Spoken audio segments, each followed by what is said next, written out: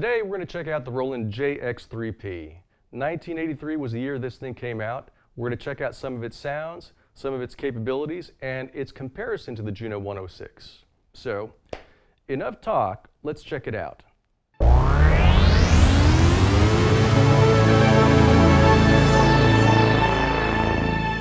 Hello, I'm Roland Perez. This is Alamo Music Center, San Antonio, Texas. Be sure to check us out online at alamomusic.com. We've got tons of gears and great specials. Also hop on the YouTube channel and click subscribe. Alamo Music Sound Lab. A lot of great videos coming up. Classic synthesizers, modern synthesizers, samplers, effects processors, and more. Be sure to subscribe.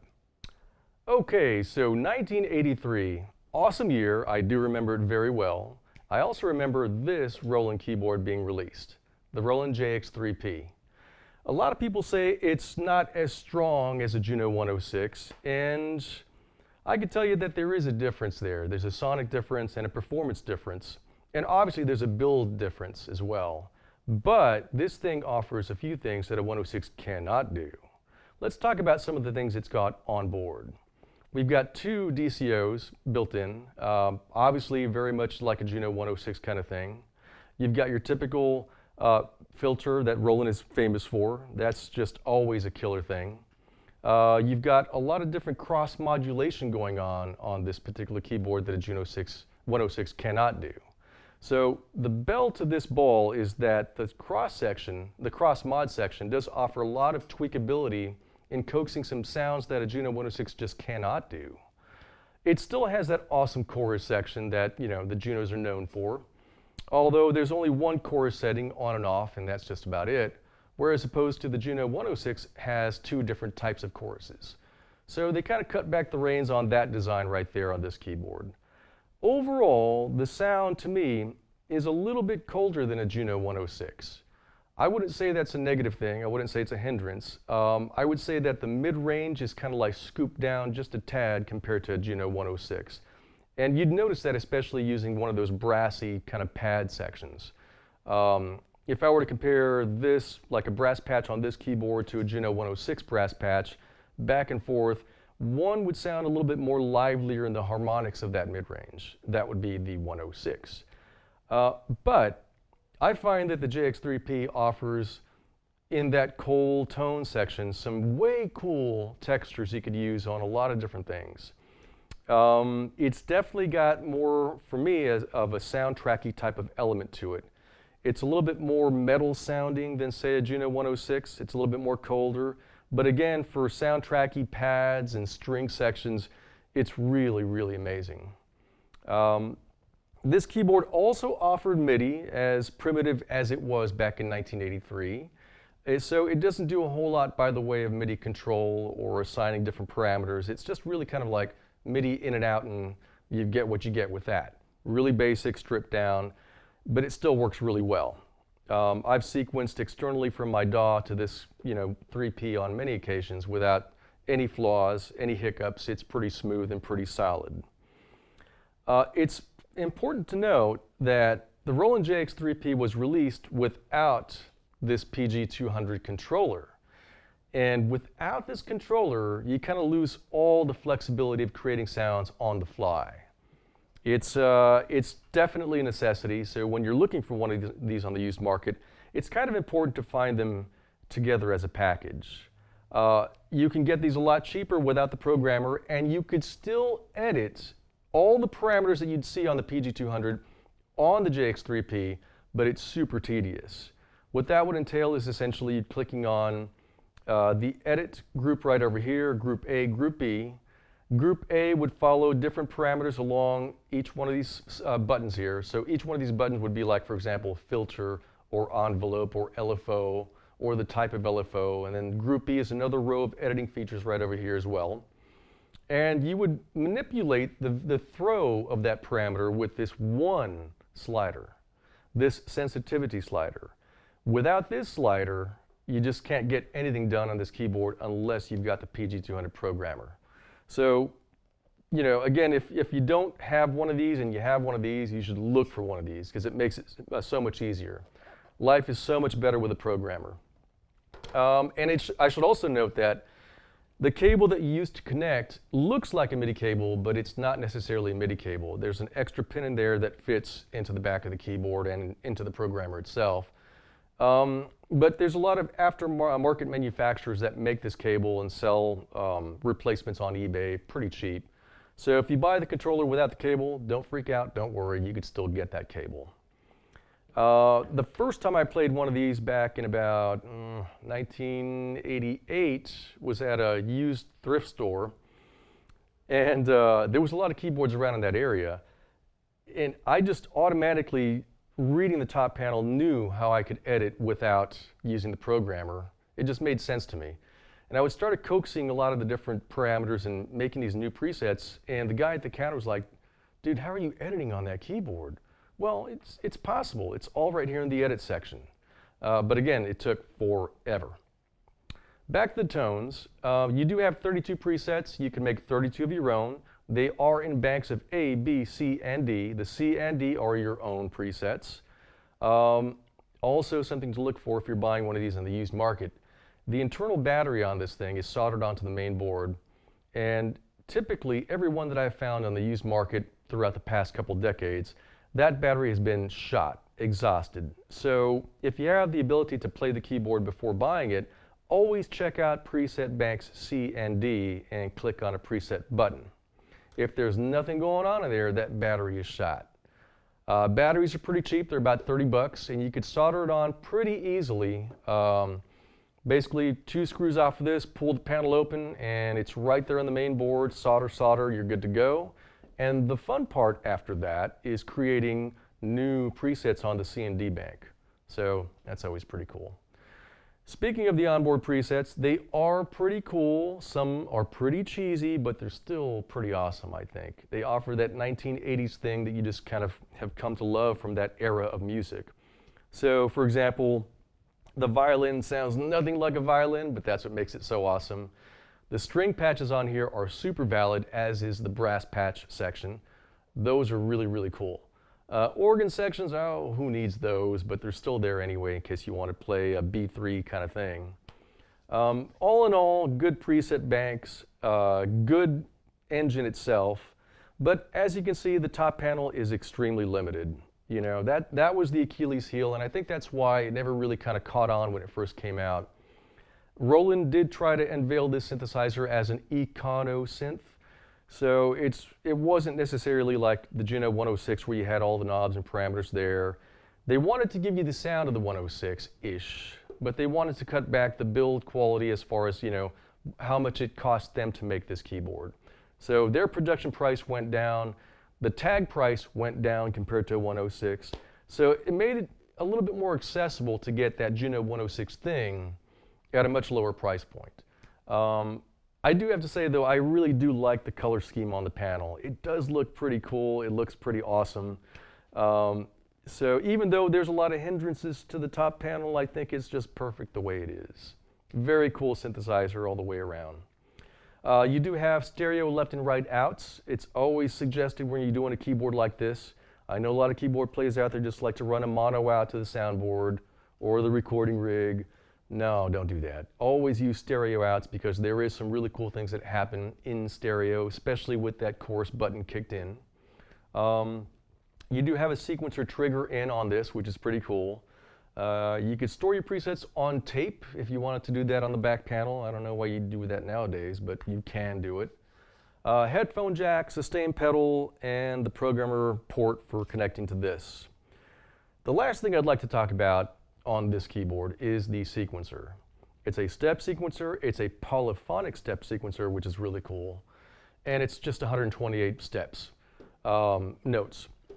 It's just a fun sequencer is what it is. You can't clock it to MIDI, that's just not the way it was back in the day, so it's kind of like a free-form sequencer just doing its timing and its own thing.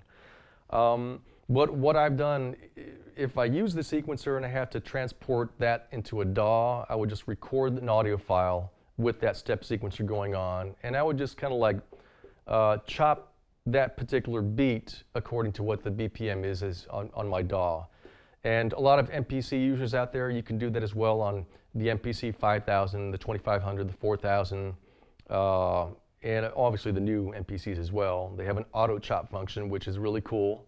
So you could still get the benefits of the sequencer with modern technology in your DAW. You can sync them up and line them up. Once I play the sequencer for you, I think you'd find that it is worth all the extra work. It's really cool.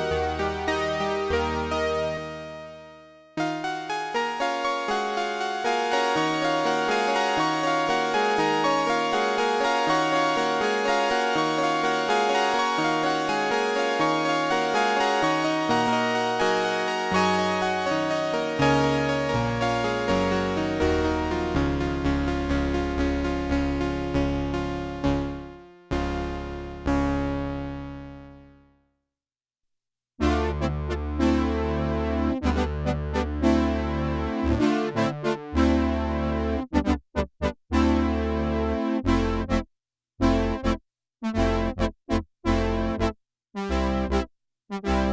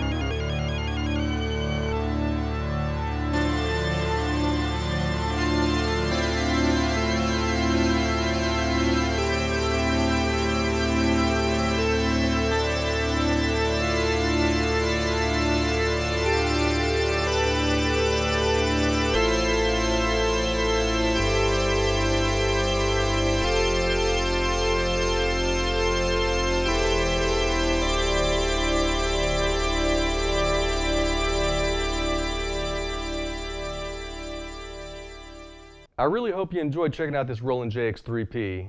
As you can see, it's still a very cool synthesizer offering a lot of power in the sonic department. It's got that classic Roland filter, and the DCO section is pretty outstanding. Check us out online, alamomusic.com. Hop on the YouTube channel and subscribe, Alamo Music Sound Lab. Lots of great stuff coming up in the future, and we appreciate you checking it out. Thanks, I'm Roland Pettis.